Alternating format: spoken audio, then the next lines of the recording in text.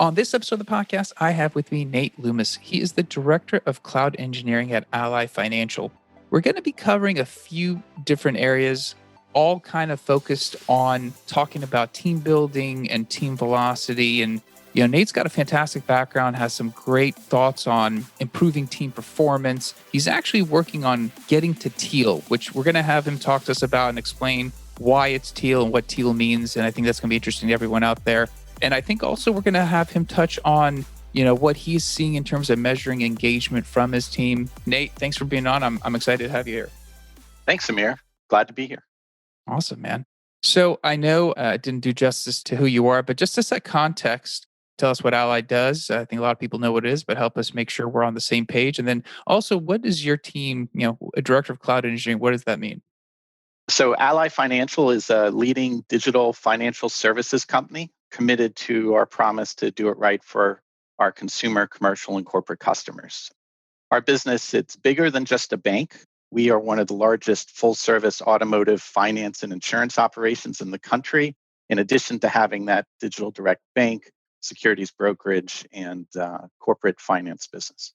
Personally, as you mentioned, I'm director of cloud engineering. I'm also product manager of the Cloud Patterns Squad, the Patterneers. Within Ally, not all your direct reports are actually on your team. Our squads are, cross-functional.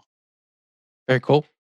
And I guess when it comes to your current team and kind of, balancing, I'm just curious about balancing these two different hats, because obviously cloud engineering and also being responsible for product. How do you balance that? Well, it's easier than you might think, at least at this point. I think, other managers who have multiple squads, that becomes a little more of a juggling act. And I've done that in the past, but that's where you just, rely on your tech leads or, whatever, product managers, whoever is kind of leading the team at that point. In this one, I like to have a hand still on the technology. I come from a development background. So my sweet spot isn't, further up in management. It's really here where I still get to code and experience the technology and also help craft the agile process. We do have a scrum master for the team that manages the agile process and our agile ceremonies. And then also, kind of deal with more of the strategy aspects. Awesome. So I guess, diving in, I think the one area I'd like to start with is talking about, how your team is set up. I know you mentioned Agile Scrum. Is it pretty typical Agile Scrum? Do you guys do anything different? I always kind of like to understand how, teams set up before we start talking about velocity and forecasting effort and that kind of stuff. It is typical Agile Scrum in terms of, the Agile ceremonies that we follow. I find every team's a little different, right? And you're going to want to kind of figure out the culture of that team and make sure your processes fit within it and what your engineers care about. We do story point poker, right? And we really capture velocity through story points. We do assign stretch goals for our sprints. And we try to keep teams focused on a single board instead of multiple. Those are some of the aspects of this team. Yeah, interesting. I guess when you mention velocity, I know we've done different episodes covering velocity and how it's measured, and people have different views of important metrics that they're keeping their eye on. When it comes to you and kind of what you're focused on that velocity piece, what set of metrics are important to you? Well, it's been interesting listening to some of your past podcasts, and I definitely recommend that others go back and listen to those if you haven't. I feel like story points are one of the biggest benefits that we get out of Agile and being able to measure that velocity. And to be honest, using that to not just drive predictability, but to actually allow you to forecast. To me, that's the key why in terms of why are you using story points. And it's not something that you can get with merge requests. So it was interesting when Ben was talking about merge requests and how he uses that to figure out the team's velocity. I think the challenge there is you can't look forward from that. You can't determine based on a size of work how many merge requests you're going to have. So that becomes problematic.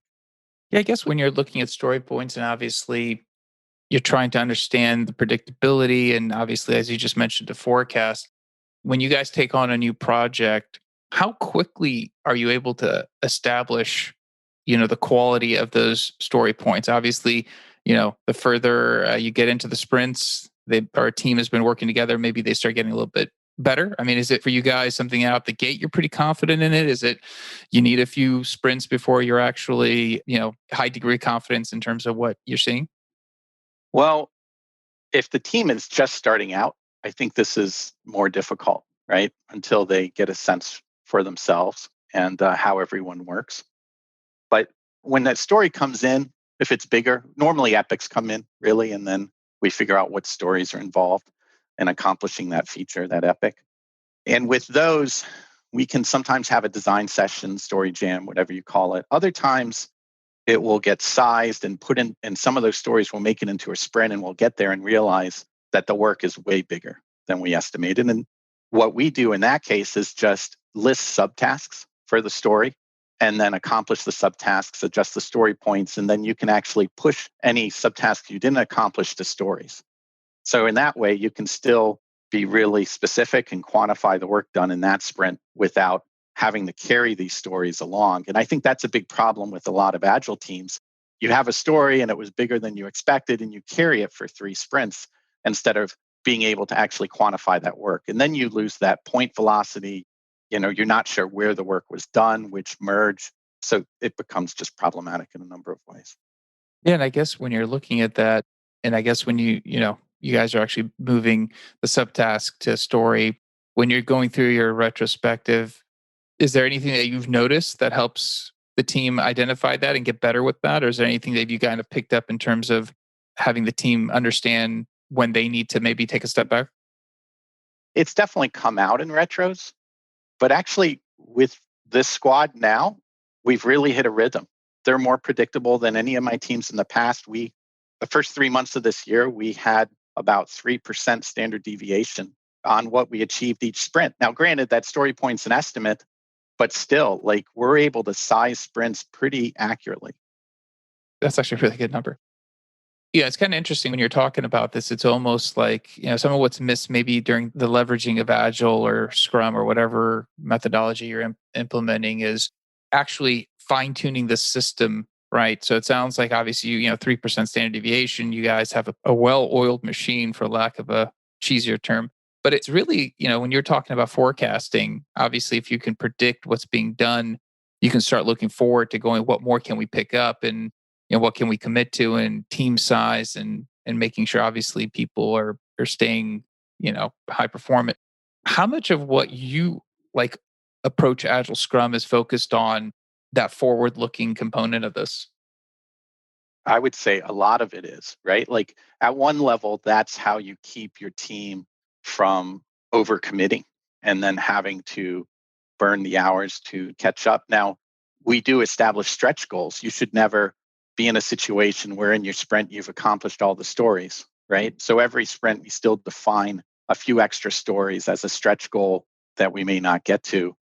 And then we've also tried to figure out, well, how do we kind of self-manage more, which starts to get into the getting to Teal. And I should add, measurements are a big part of this, right? So you're right that, maybe because of my developer background, but I view this as a system, and how we're measuring it and measuring our success and then reporting those up to management in a quantitative way is very important. So the story points are just, one of the measurements that drive productivity. We also look at NPS, the employee net promoter score for engagement. We're tracking our defect rate on deployed code to kind of make sure quality isn't suffering along the way. And those numbers are actually pretty good with the current squad. I'm curious about this, but the net promoter score, what are you incorporating and what is being measured? Because I'm just kind of curious. I haven't heard that yet from a metric for a team. Sure. And really, it's interesting because I started this partly because of the remote nature of teams in today's world with the pandemic. Net promoter score is normally something that you would ask your customers to figure out how much they value your service, how happy they are with your service. There is an eNPS, an employee net promoter score. That's really what we've started doing. And we use that metric in our retro discussions. So now we've recently started incorporating it at the beginning of our retro. And it's really asking employees how successful they were in the past sprint or how engaged they felt. There's a number of different ways you can word the question. And to be honest, we're still playing with the wording a little bit. First time we did it, we got 100, which is a perfect score. So it's been falling a little bit recently, but we've also been expanding our audience. So I'm kind of waiting to see what the new normal is. Yeah, I want to stay on this for a second because I think it's interesting. So you're when you approach this concept of leveraging the eNPS to kind of help evaluate, measuring the team productivity.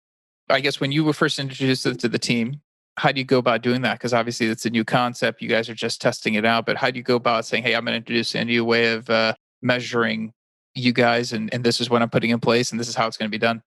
Right. And, I think there inevitably is some element of dubiousness where, Yeah. like, if that's a word, where different people are like, you want to measure what? But I think my team knows me in that I feel like when you have a high performing team, you just can't sit back and let the system run. You should constantly be tweaking things, trying new ways to solve, to gamify, right? Like work's what we do all day. So work hard, play hard. It's kind of one of our mentalities. So NPS was one of these, right? Where I said, hey, guess what? This week, we're going to try this out, or this sprint more specifically.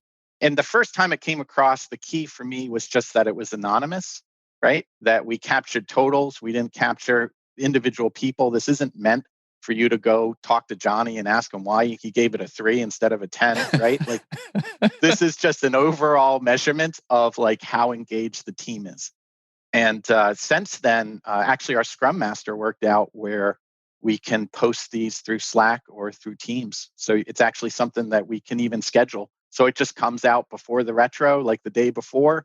Everyone replies, and then in the retro, you use that metric to figure out engagement to help see how it's trending. And it's a conversation starter in the retro. Hmm. And I guess peel back a little bit more, like what is specifically being and you don't have to tell us the specifics, but I don't want to give away any secrets that you're using to build out your team. But like, what is being measured? Obviously, you mentioned it was anonymous in the beginning. Is it still anonymous? But before that, what's being measured? Well, our question, or at least the one we started with, was how successful were you in the last sprint on a scale of 1 to 10? And I realized that people can interpret that different ways. It's like, do I have a best friend at work, right? Like, it's a little bit vague. And I think we want to tweak it a little, but we don't want it to be a book and we don't want it to be some form you fill out. And I think being too specific would cause you to lose something in the translation, right? Like at some level, we want people to take that and internalize it and interpret it and however they define success. That's interesting.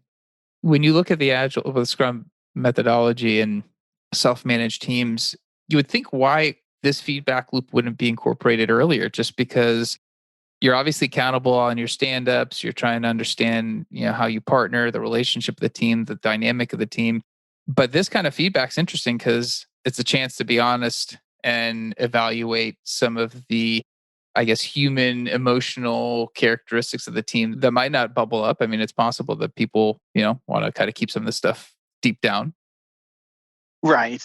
And we don't get 100% participation and we don't force participation. It's kind of like, forget if it's Office Space or Office Max, but one of them, after you check out, had like literally a sign with some buttons that said, how was your visit today? And you could press whatever button you want. And I don't know that they tracked if someone pressed it 5 times and, 5 other people walked by. I think the key is not where you are now, but how are you trending? And if you're trending down, right, sprint after sprint, then that's something to talk about in the retros. What's causing this downward trend? Why are we feeling that we're less successful? Is it because work is being forced on us and engineers aren't getting to, estimate the timeframes themselves? What's really the driver? Interesting. I think that's a great strategy. I mean, yeah, I like that. Obviously, it's not forced participation, and as well, it's another metric. Another breadcrumb. And I guess when you're trying to keep a team high performing, it's that motivation component, keeping people, engaged. Obviously, people are all remote. What are you doing for that? Because that's the common challenge everyone has. Is you no longer have that in person component to all this team management. Right, right. It's interesting for me because I joined this team last year in May. So everyone was already remote. And this is a team that normally is in the office. before pandemic. We do a number of things. I mentioned that I'm constantly tweaking. So, one-on-ones are key. And I leave it up to the team member, whether it's weekly or biweekly or monthly. I'd rather have some set schedule and not just be canceling them, right? I usually keep them on the calendar. So whatever you tell me, that becomes when we talk. And then when it was nice out, and maybe we'll return to it again, but there was a time in the fall where we would take a walk during the one-on-one. And that's always good. Get people away from their desk. It stops me from being tempted to answer the 5 different texts that I'm getting at the same time I'm trying to have a one-on-one. So, secretly, selfishly, there's a need for me to step away. But it also, I think, gets developers out and kind of walking. And it's good to stretch your legs, look into the distance, right? Like just as a health thing. And being at home makes that a lot easier than perhaps, if we were at the office. So actually, I was talking to a previous guest, and I mentioned that taking a walk for the one-on-one was really important to him as well, and it kind of got people out of the office. And now the challenge of not being able to do that, and I guess when you're starting to look at that and some of the constraints, what do you bring to the table that might offer you similar benefits? As it, anything you do that kind of has somebody step away from their current environment just so they can, maybe have that similar experience, or is it, just a little bit harder because obviously you got to be in front of the screen? Related to the one-on-ones, I mean, with Zoom, it's easy enough to move it to your phone. Occasionally, the wind is a challenge, but Take a walk about with the phone. yeah, that's normally what we do. I'm walking around the neighborhood with, my earphones in and trying to just shelter from the wind every now and then. And that works pretty well. I mean, the one-on-ones, I try not to have them focused on work, right? Like if the one-on-ones is a status update, then I think you're failing the purpose of the one-on-one. Especially for me coming in and this being a new team, just trying to, be a part of their lives, to understand what they're going through and to figure out how I can help, right? From like servant leadership perspective has been important. And it's just the tip of the iceberg, really. I mean, we established a meeting free day at one point where we had no meetings on one day so people can focus. And that actually has now been taken up by our CTO, and it's now corporate wide, or well, for our IT. And that was a huge win. People were very happy. We established a virtual coding corner where people can just all jump on the same Zoom session. It's persistent and you can just join and hang out and kind of approximate that in the office feel where you're coding next to people. And everyone may be quiet and no one may be sharing their screen, right? But it's a little different than pairing because you're not actually watching each other. You're just there kind of together. So there's a number of different ways that we've tried to, compensate for the remote nature of our lives right now. Absolutely. And the one thing that obviously the overarching thing that stands out from this conversation is, and you mentioned, I think, you know, tweaking, tinkering, improving the methodology. It sounds like that's a big driver for you. It just comes through in your voice in terms of wanting to improve the structure of these, not just the rituals, but the process, the feedback loop. And I know you mentioned, getting to Teal being a strategy that you're trying to evolve into. And I guess at the top of it, maybe what you could do is I'd like to have a understanding of, what that means. I think there's some other colors that you're going to potentially have us go through. And I think maybe this might be the first time people might be hearing this, but at a high level would be a good place to start. Well, I think it starts with servant leadership. And there's some good books on that I could add to the show notes, and links that really I formed into a, like a leadership synopsis for people here on my team that are interested in kind of growing in that way. But it starts with servant leadership and it kind of evolves from there. It incorporates agile and the agile principles. And it's kind of, in my opinion, I think it's what's next. So if you have a high performing agile team and you're following the agile ceremonies and everything's going well and you're iterating, tweaking the formula, so to speak, as we've talked about, then where do you go from there? And I think at least I'm intrigued by the Laloux cultural model, which is kind of the underpinning of getting to Teal. And it really defines corporations in different states of evolution, with the latest one being Teal, which currently almost no one is recognized as being a Teal level corporation. So I think it is very aspirational in terms of next steps. And I think based on, I think you'd mentioned this. I did some research. I think you kind of go through different stages of colors. I think, you work through red, amber, orange, green, teal. And I think teal being the place that you hope to get to. And I think it's I was going to use the word stretch goal, but I think it's an ideology of what we're trying to get to about having, a lot of the self-managed functions that you want from a team. How much of, your desire to improve the process to get to that, teal status wakes you up in the morning and, has you go and figure out how you can get the eNPS and try to adjust it so that, you're getting a little bit more feedback for the process? Well, a lot of what I'm doing on an average day with the squad is more around kind of agile in the green stage, right? So, and just to give people understanding, it's like the levels are you start at red, you can evolve to yellow, orange, green, teal. And so green is kind of agile, lean agile. And so we're a lot of it's still there, you know, product over project, right? But then eventually product's going to be platform, right? So it's how do we have platforms instead of products and manage to platforms? I think that's coming.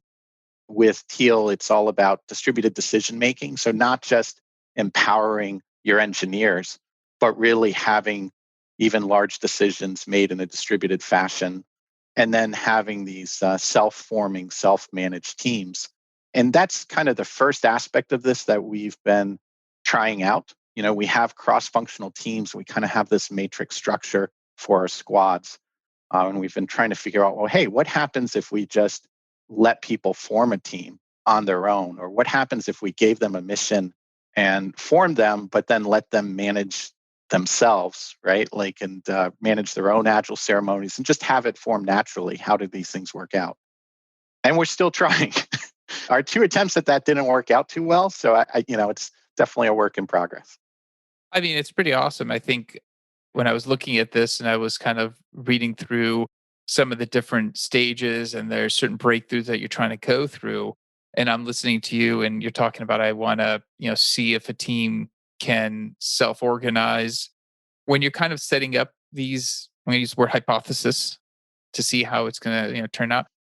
How long do you let something like that go for? And kind of how much supervision, how close do you get to it before you stop it? Those type of things. Potentially, we didn't let it go long enough. So that's a really good question. Our sprints are 2 weeks. So it was 3 or 4 sprints. We've tried two self managed teams for 3 or 4 sprints. And I feel like the team struggled with context. They struggled to understand requirements. And ultimately, it wasn't driven as much, right? Since there wasn't a clear product owner driving productivity or, manager like myself or really even scrum master. It was more, I mean, we did have a scrum master, but they weren't fully involved just as needed. I think that those teams struggled. And I was actually talking with John Willis about this, but his comment to me was we didn't let them exist long enough. That 4 to 6 months should be our target. I think if we venture back into this, I'd like to have squads that reorganize every 4 to 6 months. I think there's actually potential, and this is a bit of a soapbox with me, right? But I feel like there's potential to build in reorgs to your organization Hmm. such that you take all the stress out of a reorg being tied to your employment, right? Like I think right now, every time people hear reorg, the big question is, do I still have a job, right? Like what's going to happen to my employment? I feel like we need to divorce those two things, and this is really Nate's personal kind of opinion and proposal to management within Ally at the moment. But if you have a scheduled reorg every 4 to 6 months, I think you can have these squads that form and manage themselves. And then you can allow developers to say, hey, I'd like to be a part of this other squad. And everyone knows that there's a limited time, and then you can make adjustments and move people around as needed. I think it allows you to try out promising engineers and lead positions. You can form new squads, get rid of old ones. I don't know. I could talk about that for much longer. I guess what's interesting is when you're, looking at, maybe traditional views of team building, the forming, storming, norming, performing process, adjourning, it sounds like what you're kind of talking about is, getting to Teal, getting these self-formed teams. Obviously, some of that I guess the person you spoke to said maybe you didn't let it go long enough, and maybe, you know, the starting point has to have a little bit of friction, I guess. I mean, and it is hard for people to come together and know where they fit. That some of that is just, you know, trial and error. But when you're looking at some of just team building and getting to Teal, you know, is management a component that you're hoping? Because obviously, for what it sounds like you mentioned, you're not involved, or maybe a product person's not involved. If you're moving that management layer away, the real hope is this team's going to actually start understanding the scope of work, the functionality, and actually be able to self assign some of this stuff as well. Absolutely. Yes, that's correct. And a lot of that involves with having a mission, right, for the company. And I think Ally, even its name suggests, that we're there, right? Like Ally cares very much about diversity and solving, being relentlessly focused on our customers, right, is the tagline.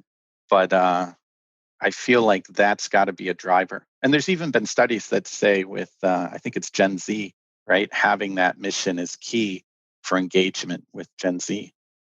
Absolutely makes sense. And I think that mission, the why, is becoming very important for people to, feel included, feel like they can get behind that day-to-day grind and actually maintain focus. And being Teal requires people to step away from their own desires sometime and look at the overall team and the benefit and see where they can potentially help, and maybe step away if they realize that I'm not the right person for this team. And that, I think, having that higher mission is always the guiding light. I agree. Awesome. I was actually going to ask you if you're going back to try this, and it sounds like it's a work in progress. I know you've tried it twice, going to go back to third time.